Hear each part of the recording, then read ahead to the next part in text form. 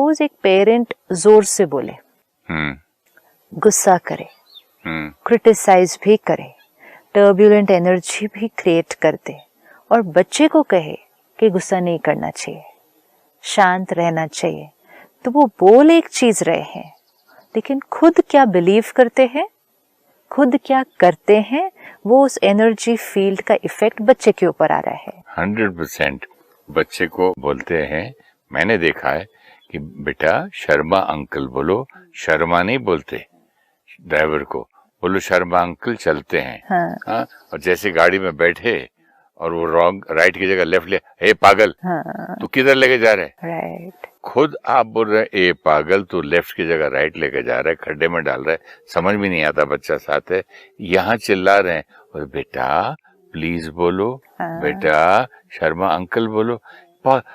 How can they learn? Exactly ये line जो है। It's not only how can they learn. नहीं, but what you teach them वो नहीं, आप जो करते हैं वो टीचिंग है। सिर्फ आप जो करते हैं नहीं, वो करते हैं वो टीचिंग क्यों है, that also we'll have to understand. हमें ये लग रहा था अभी तक कि जो हम कर रहे हैं, सपोज आपने यही कहा, यही अगर आपने कहा कि बच्चे को सिखाया रिस्पेक्ट से बात करना, राइट, और खुद क्या किया, डिसरिस्पेक्ट कर दी, तो बच्चे ने सुना रिस्पेक्ट से बात करनी है, देखा कि डिसरिस्पेक्ट एक्शन में आ रही है।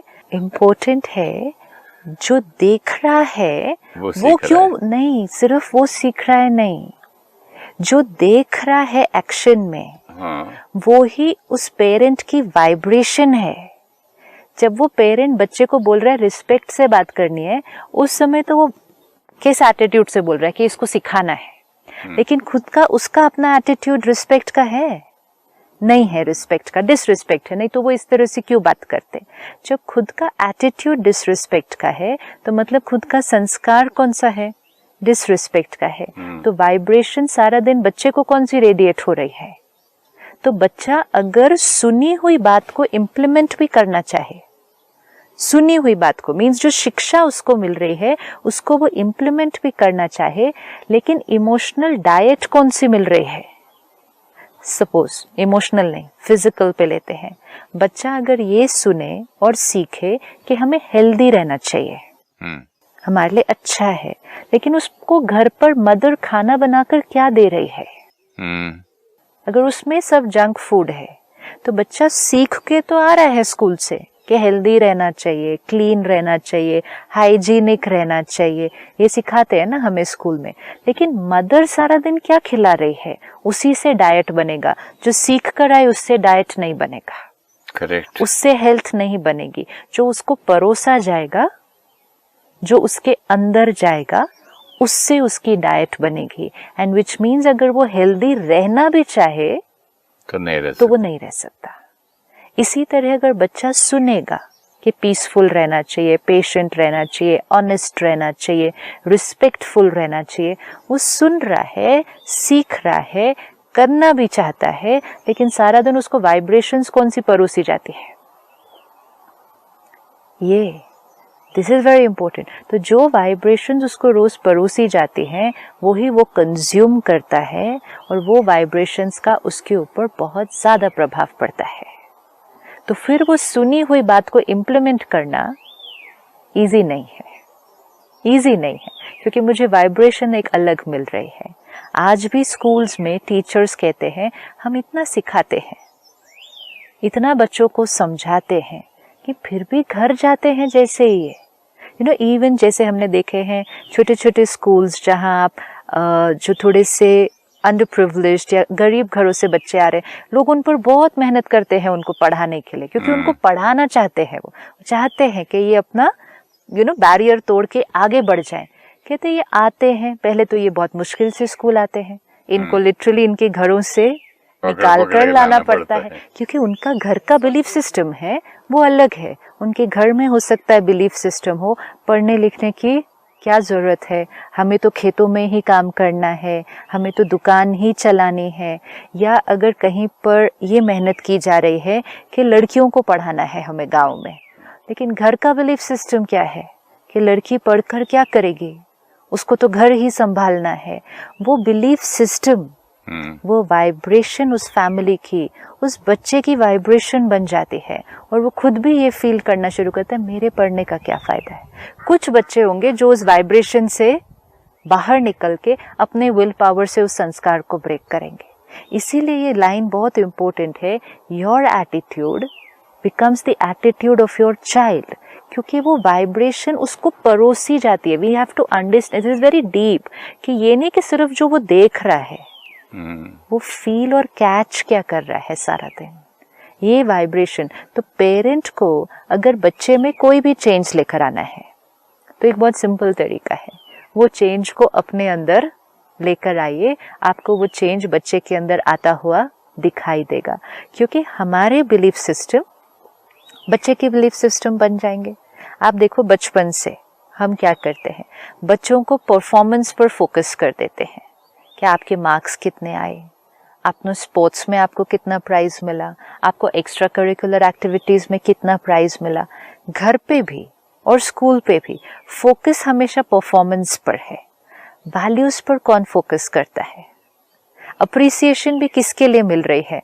मार्क्स कितने आए, क्लास में फर्स्ट आए, ये रेस में फर्स्ट आया, वो ड्रामेटिक्स में फर्स्ट आया।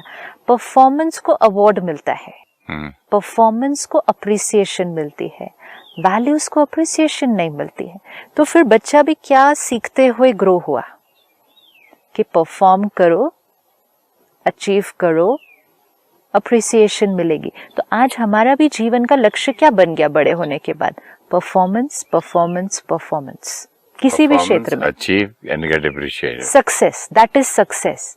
एंड यहाँ तक हम पहुंचे कि उस परफॉर्म करके सक्सेस को अचीव करने में अगर हमें अपने कोई भी वैल्यूज एंड प्रिंसिपल्स पे कॉम्प्रोमाइज भी करना पड़ गया, हम करने के लिए रेडी थे।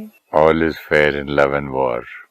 हम कई बार स्कूल्स में टीचर्स से ये बात करते हैं कि बच्चे को आप जैसे स्कूल में स्टार देते हैं, कुछ छोटे छोटे अवार्ड देते हैं, तो आप हमेशा मार्क्स के लिए देते हैं, उसने जो प्रोजेक्ट बनाया उसके लिए देते हैं।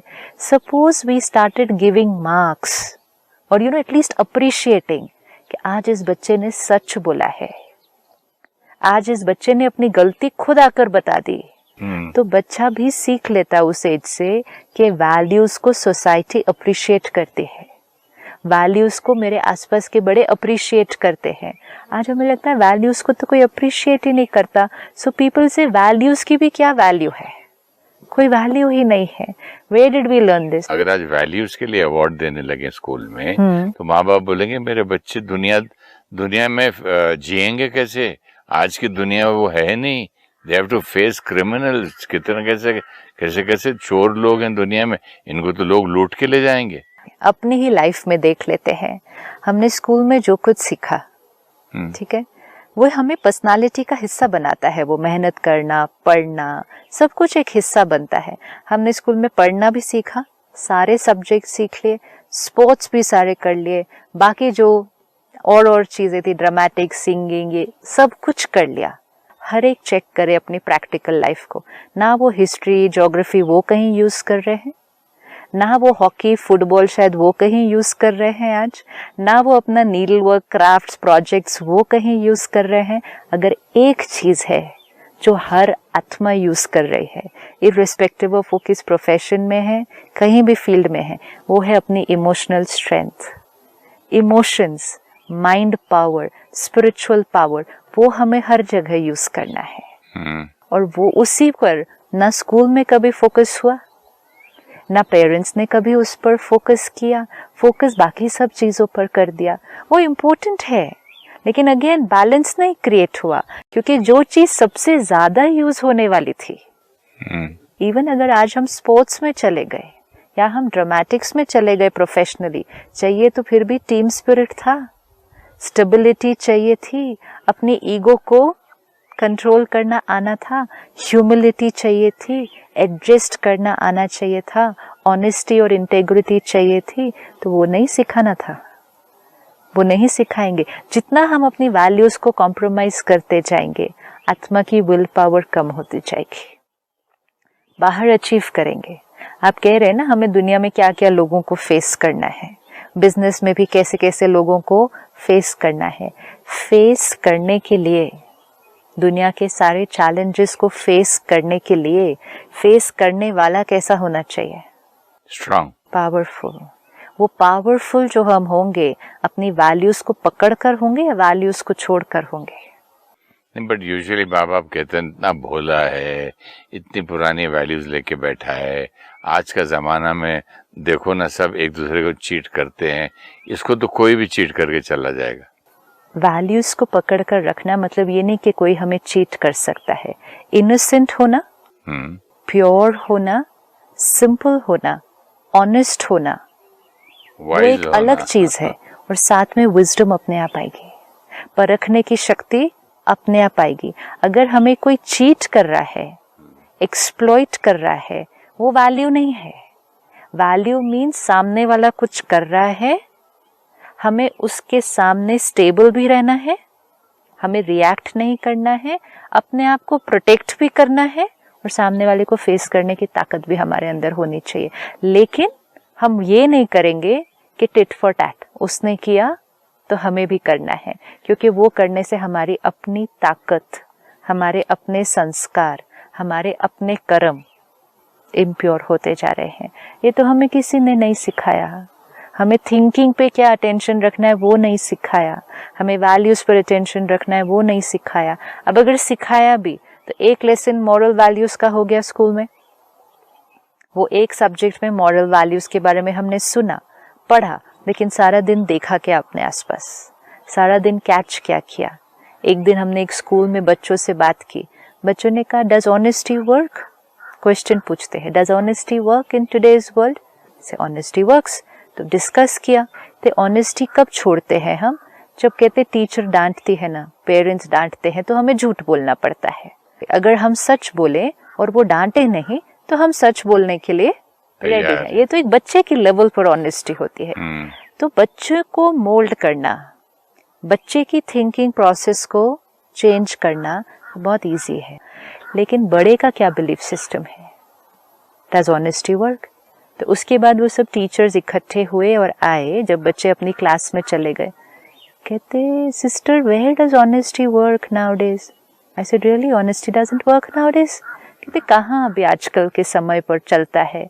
ऐसे चलो वापस जाकर उनको बताएंगे कि कहाँ आजकल के समय पर चलता है ऑनेस्टी, क्योंकि बच्चों को वही सिखाओ ना फिर जो आपको लगता है व्हाट वर्क्स। कहते नहीं उनको ऐसे नहीं बोलना है, उनको ऐसा नहीं बोलना।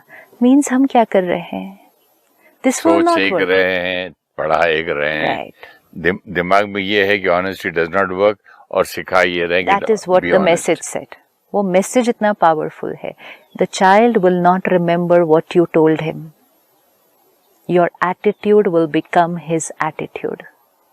तो इसीलिए अपनी एटीट्यूड की क्लीनिंग की जरूरत है, वो अपने आप क्लीन होता जाएगा। हम आजकल पेरेंट्स कहते बच्चे बहुत गुस्सा करते हैं, टॉलरेंस पावर ही नहीं है, छोटी छोटी बातों पे रिएक्ट करते हैं। कहाँ से सीखा? पिता जब उनको स्कूल छोड़ने जाते और जल्दी में रहते तो कितना हॉर्न मर जाता है रास्ते में, छोटी सामने कोई आ गया, उससे लड़ रहे हैं, इससे लड़ रहे हैं, एटीट्यूड तो खुद सिखा रहे हैं और बच्चा शांत रहे। पॉसिबल का है? पॉसिबल नहीं है। तो ये एंगर डजंट वर्क, ये हमें बचपन से सिखाना था। लेकिन वो कैसे करेंगे हम? जब बच्चे ने हमारा कहना नहीं माना, बच्चा भी तो कई बार हमारा कहना नहीं मानेगा, तो हमने कौन सा मेथड यूज किया? हमने गुस्सा कर दिया, हमने शोर मचा दिया, कई बार हमने बात करना बंद कर दिया बच्चे से। सेम वे जब हमने बच्चे का कहना नहीं माना तो बच्चे ने भी फिर क्या करना शुरू किया? शोर मचाना, रोना, चिल्लाना शुरू किया। जैसे ही बच्चे ने शोर मचाना शुरू किया, हमने क्या किया? उसकी बात मान ली, ले लो भाई। This is where the belief system was getting created. हम मार्केट गए, बच्चे ने कुछ मांगा, पहले हमने नहीं दिया and we had a reason, ने कहा घर पे पड़ा है या अभी हम ये चीज नहीं खरीद सकते, तो हमने नहीं माना, हमने नहीं दिया। बच्चा वहीं खड़ा हो गया और उसने जोर से शोर मचाना शुरू कर दिया। फिर यहाँ आ गया, लोग क्या कहेंगे, लोग क्या कहेंगे। ये बच्चा चिल्ला रहा है, लोग चारों तरफ देखा, पहले घर जाके उसको बोलेंगे तो वहां इतना तमाशा कर रहा था, ये कर रहा लेकिन था। उसी टाइम क्या कर दिया? जैसे ही वो शोर मचाया, हमने वो चीज उसको खरीद के दे दी। जैसे ही हमने उसको वो चीज खरीद के दे दी, क्या बिलीफ सिस्टम क्रिएट हो गया? प्यार से मांगा, नहीं मिला। शोर मचा के मांगा, मिल गया। नेक्स्ट टाइम कौन सा मेथड यूज होने वाला है? पहले से शोर मचाओ। एंड वो अभी तक हम वही मेथड यूज कर रहे हैं। यही अगर पेरेंट हम ध्यान रखे, प्यार से मांगा, या तो प्यार से मांगने पे देना है, और अगर आपको लगता है नहीं देना है तो फिर प्यार से मांगा तो भी नहीं दिया, और शोर मचाया, गुस्सा किया तो भी नहीं देना है। तो भी नहीं देना है, ताकि उस बच्चे का ये क्लैरिटी हो जाए कि ये नहीं है कि शोर मचा के मैं अपनी बात मनवा लूंगा, अपना तो कहना मनवा समझाना है कि तुम शोर मचाओगे तो बिल्कुल नहीं मिलेगा। वेरी इंपॉर्टेंट, ये समझाना है और उसको वहां ट्रांसफॉर्म करके वापस किस मेथड पर लेकर आना है कि आपको चाहिए तो आप प्यार से मांगो ये बात।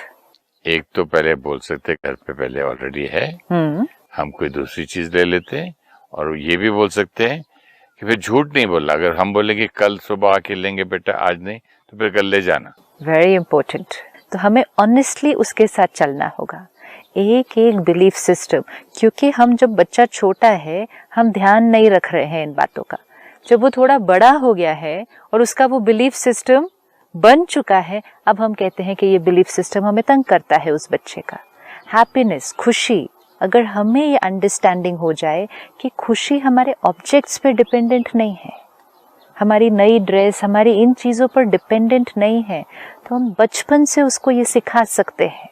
लेकिन अगर हम वो बिलीव करते हैं तो बच्चे को भी खरीद कर ला कर देंगे। बच्चे तो सिस्टर मैंने देखा 10-20 हजार रुपए का खिलौना लाके दो, उसको साइड में छोड़ के एक छोटा सा बॉटल का ढक्कन या कोई फटा हुआ पेपर लेके उसके साथ खेल खेल के खुश होते हैं।